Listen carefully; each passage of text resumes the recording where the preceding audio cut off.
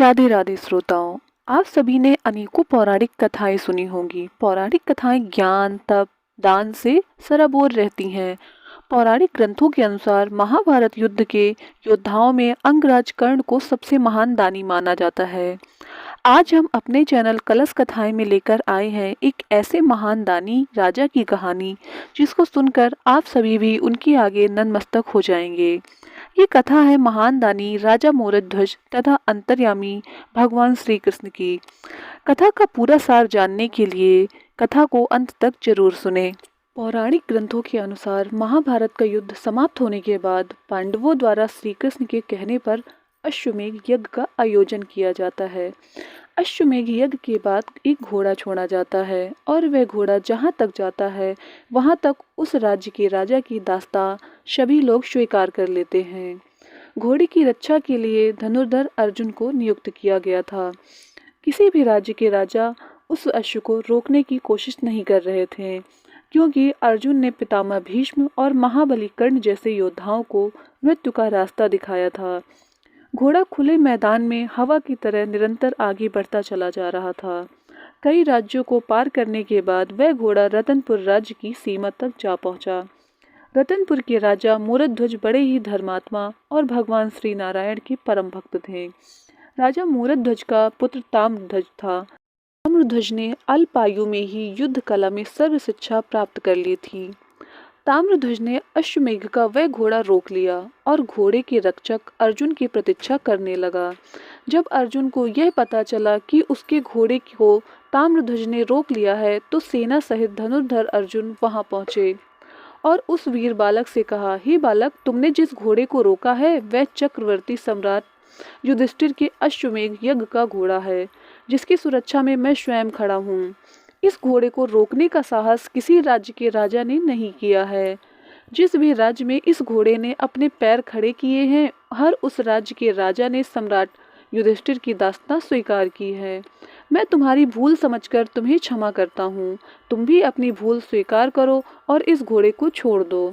अर्जुन की इस बात को सुनकर वीर ताम्रध्वज ने अपनी वीरता का परिचय देते हुए कहा, हे अर्जुन, सिर्फ आप ही कहेंगे या मेरी भी सुनेंगे? मैं रतनपुर का भावी सम्राट ताम्रध्वज हूँ। मेरे पिता मूरध्वज और माता विद्याधारिणी हैं। मैं क्षत्रिय पुत्र हूँ और क्षत्रिय कभी किसी का दास नहीं होता है। यह सब सुनकर अर्जुन ने कहा, हे नादान बालक, तुम जानते नहीं हो तुम क्या कर रहे हो। तुमने कितनी बड़ी गलती की है। तुम्हारा ये बाल हट एक बड़ा युद्ध करवा सकता है और युद्ध का परिणाम क्या होता है तुम यह भी नहीं जानते हो। इसलिए मेरी बात मानो, तुम यह घोड़ा छोड़ दो और अपने पिताजी को सूचित करो ताकि वह तुम्हें समझाकर सही रास्ता बताएं। इस पर ताम्रध्वज ने अपनी बाल पटुता से अर्जुन पर पलटवार किया और कहा, हे कुंती नंदन अर्जुन, सुनिए। क्षत्रिय पुत्र बालकाल अवश्य अपने पिता की गोद में व्यतीत करते हैं, परंतु जवानी में क्षत्रिय पुत्र का क्षत्रित्व परिपक्व हो जाता है। यदि आपको यह घोड़ा चाहिए तो इसे आपको अपने बाहुबल से प्राप्त करना होगा। आप व्यर्थ में वार्तालाप करके अपना और मेरा समय ना बर्बाद करिए। अर्जुन क्रोधित होकर बोले, हे मूर्ख ताम्रध्वज, मैं तुमसे युद्ध करके अपयश का भागी नहीं बनना चाहता हूँ। इसलिए मैं अपने बाण से तुम्हें तुम्हारी माँ की गोद में सकुशल पहुंचा देता हूँ। यह कहते हुए अर्जुन ने बाण चलाया, परंतु वीर ताम्रध्वज कोई कायर बालक नहीं था जो पीछे हट जाए। वह भी शस्त्र कलाओं में प्रवीण था। ताम्रध्वज ने न सिर्फ अर्जुन द्वारा चलाए गए बाण का उत्तर दिया, बल्कि ताम्रध्वज के तीर ने अर्जुन के सारथी को भी गिरा दिया। बालक ताम्रध्वज की वीरता को देखकर अर्जुन चकित रह गए। अब तक जिसे वह एक साधारण बालक समझ रहे थे, वो एक श्रेष्ठ धनुर्धर था और ताम्रध्वज को गंभीरता से लेते हुए दोनों के बीच में भयंकर युद्ध चालू हो गया। ताम्रध्वज ने अर्जुन का वीरता पूर्वक सामना किया और अपने एक तीर से महाबली अर्जुन को मूर्छित कर दिया। अर्जुन को मूर्छित करके वहीं उन्हें छोड़ दिया और घोड़ा लेकर अपने नगर गए, जहां उनका भव्य स्वागत किया गया। जब महाबली अर्जुन मूर्छित अवस्था से बाहर आए तो उनके समक्ष श्री कृष्ण बैठे थे। अर्जुन ने श्री कृष्ण को प्रणाम करके कहा, भगवान, ये सब आपकी ही माया का चमत्कार है ना? अन्यथा वह बालक युद्ध में अर्जुन से नहीं जीत सकता था। इस पर श्री कृष्ण ने अर्जुन से कहा, हे अर्जुन, तुम अभी भी भ्रम में हो। तुम्हारा सबसे बड़ा भ्रम तो यही है कि तुम सोचते हो इस संसार में तुमसे बड़ा योद्धा है ही नहीं। दूसरा सबसे बड़ा भ्रम यह है कि तुम सोचते हो मेरा कोई तुमसे बड़ा भक्त है ही नहीं। इस पर अर्जुन बोले, ये सत्य है माधव, मैं ऐसा ही सोचता हूँ। अर्जुन का घमंड देखकर श्री कृष्ण मुस्कुराकर बोले, हे कुंती नंदन, आप अपने से बड़ा योद्धा तथा धनुर्धर तो देख ही चुके हैं, और अब अगर आप अपने से बड़ा दानी और भक्त भी देखना चाहते हैं तो बताइए। यह सुनकर अर्जुन आश्चर्य से बोले, भगवान, मैं अवश्य ही उस भक्त के दर्शन करना चाहूँगा जो मुझसे भी बड़ा आपका भक्त और दानी है। तब भगवान श्री कृष्ण ने अर्जुन से कहा कि तुम केवल वैसा करो जैसा मैं तुमसे कहता हूँ। अर्जुन वैसा करने के लिए तैयार हो गए। तब भगवान श्री कृष्ण और अर्जुन ने ब्राह्मण का वेश धारण किया तथा यमराज को एक शेर वेश धारण करवाकर रतनपुर राज्य की ओर प्रस्थान किए, जहां भगवान के परम दानी भक्त मूरध्वज का दरबार लगा था। जैसे ही राजा मूरध्वज को इस बात की खबर लगी कि साधु उनके राज दरबार में आए हैं, वैसे ही वह अपना सिंहासन छोड़कर साधुओं के पास जाकर उनको प्रणाम कर उनसे आशीर्वाद लिया। ब्राह्मण रूपी भगवान श्री कृष्ण ने राजा मूरध्वज से कहा कि हमने तुम्हारे दान की बहुत प्रशंसा सुनी है राजन। चारों ओर तुम्हारे यश की कीर्ति है। कोई भी याचक तुम्हारे दरबार से खाली हाथ नहीं जाता है। आसपास के सभी लोग तुम्हारे दान के किस्से सुनाते हैं। हम यही सब सुनकर आपके पास आए हैं। क्या आप हमें भी संतुष्ट करेंगे राजन? ब्राह्मण रूपी श्री कृष्ण ने कहा कि हम आपसे ऐसी कोई वस्तु नहीं मांगेंगे जो आपके अधिकार क्षेत्र से बाहर हो तथा जिसे देने में आप असमर्थ हों। यह सब सुनकर राजा मूरध्वज ने अपने दोनों हाथ जोड़कर प्रणाम कर भगवान से कहा, आपको क्या चाहिए ब्राह्मण? आप आदेश करिए, हम आपको संतुष्ट करने की पूरी कोशिश करेंगे। ब्राह्मण रूपी भगवान श्री कृष्ण ने राजा मूरध्वज से कहा कि हम तीन प्राणी बहुत लंबे समय से यात्रा कर रहे हैं राजन। हम दोनों तो कंदमूल खाकर अपनी भूख शांत कर लेते थे, परंतु हमारे साथ ये सिंहराज भी हैं जो सिर्फ मांसाहार ही करते हैं और सिर्फ मनुष्य का ही भक्षण करते हैं। यह सुनकर राजा मूरध्वज बोले, महाराज, आप परेशान न होइए, मैं तुरंत सिंहराज के भोजन की व्यवस्था करता हूँ। यह सुनकर भगवान रूपी ब्राह्मण बोले, आप हमारे सिंह को अपनी प्रजा का मांस खिलाएंगे राजन? यह सब सुनकर राजा चौंक कर बोले, नहीं नहीं, भला कोई राजा अपनी प्रजा को कैसे मार सकता है? राजा का सबसे बड़ा धर्म तो प्रजा की रक्षा करना ही होता है। अगर एक राजा के होते हुए उसकी प्रजा को खरोंच भी आ जाए तो धिक्कार है ऐसे राजा पर। इस पर श्री कृष्ण रूपी ब्राह्मण बोले, फिर आप हमारे सिंह राज की भूख को कैसे शांत करेंगे? तब राजा मूरध्वज बोले, मैं स्वयं अपना मांस खिलाऊंगा आपके सिंहराज को। यदि वह मेरा भक्षण करेंगे तो मैं खुद को धन्य समझूंगा। इस पर ब्राह्मण बोले, नहीं नहीं राजन, हमारे सिंहराज भला आपका मांस कैसे खा सकते हैं, क्योंकि आप तो बूढ़े हो चुके हैं और आपका मांस भी सख्त हो चुका है। यदि हमारे सिंहराज ऐसा मांस खाते तो हम आपके पास भला क्यों आते?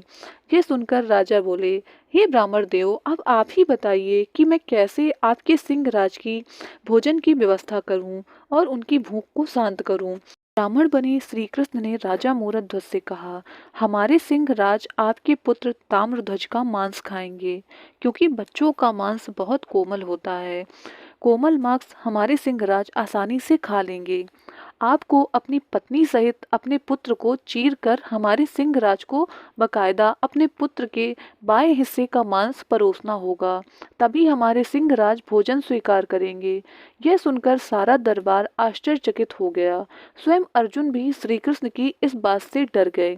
एक क्षण के लिए राजा मूरध्वज भी डगमगाए, परंतु फिर स्थिर हो गए और हाथ जोड़कर श्री कृष्ण रूपी ब्राह्मण से बोले, धन्य है मेरा पुत्र ताम्रध्वज, जिसे आपने अपने सिंह राज के आहार के लिए चुना है। श्री कृष्ण ने राजा मूरध्वज से कहा कि पुत्र को चीरते वक्त अगर किसी की आंख से आंसू आए तो हमारे सिंह राज भोजन स्वीकार नहीं करेंगे। यह सब सुनकर राजा ने अपनी पत्नी तथा पुत्र की मर्जी जानने के लिए गए। राजा की पत्नी और पुत्र ने राजा से कहा, आप अपना धर्म बचाइए, पुत्र तो लाखों आ जाएंगे। अगर धर्म एक बार गया तो वापस नहीं मिलेगा। आपके धर्म कर्म दान के आगे तो मेरे जैसे लाखों पुत्र कुर्बान हैं पिताजी। पत्नी और पुत्र की महानता को देखकर राजा गर्व के साथ पत्नी और पुत्र को लेकर सभा में आए। अर्जुन राजा की इस प्रकार के समर्पण और वचनबद्ध बातों को देखकर आश्चर्यचकित रह गए। इसके बाद राजा ने आरा उठाया और अपने इकलौते पुत्र की ओर बढ़े। इस पर पुत्र ने कहा, पिताजी मुझे कुछ क्षण का समय दीजिए। यह सुनकर राजा और रानी रुक गए।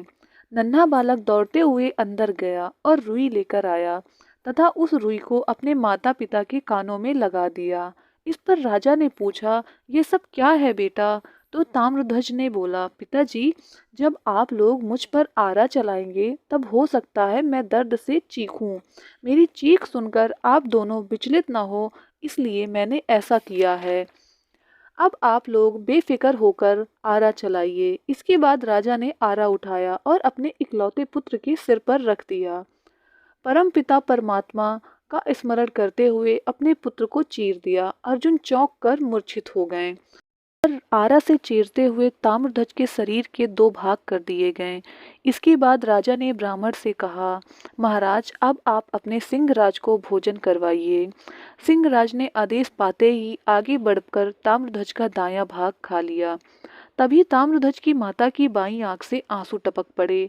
श्री कृष्ण रूपी ब्राह्मण ने पूछा, महारानी यह आंसू किस लिए? तब रानी ने कहा कि महापिता ताम्रध्वज के दाहिने अंग को तो आपने स्वीकार कर लिया, परंतु उसका बाम अंग आपके कोई काम नहीं आ सका, आपने उसे छोड़ दिया।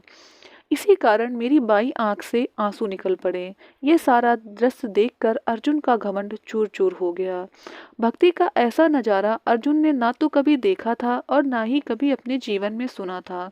इसके बाद राजा ने बिना देर किए सात्विक भोजन की व्यवस्था की। श्री कृष्ण ने राजा को आशीर्वाद देते हुए कहा कि हे राजन, तुम्हारे पुत्र को वैकुंठ में स्थान मिलेगा।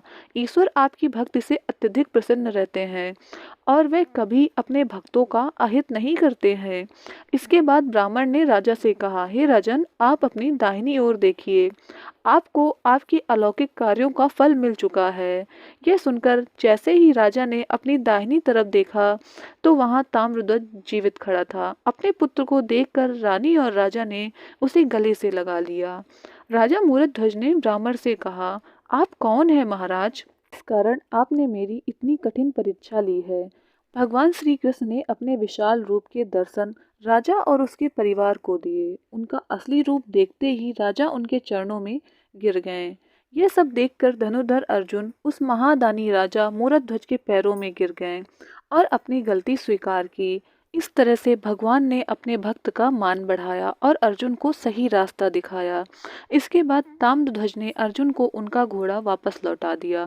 घोड़ा लेकर अर्जुन तथा भगवान श्री कृष्ण हस्तिनापुर की ओर चल पड़े। महाभारत काल में यह घटना जहाँ पर घटी थी वह स्थान आज भी आरंग के नाम से ही जाना जाता है। यह स्थान अब छत्तीसगढ़ में आता है। श्रोताओं, अपने सनातन धर्म में अनेक ऐसे महान राजा, संत, महान योद्धा हुए हैं जिनसे आप सभी अपरिचित होंगे। अपने सनातन धर्म की गाथाएं सुनने के लिए हमारे चैनल कलश कथाएं से जुड़ें और सनातन धर्म को सपोर्ट करें। धन्यवाद।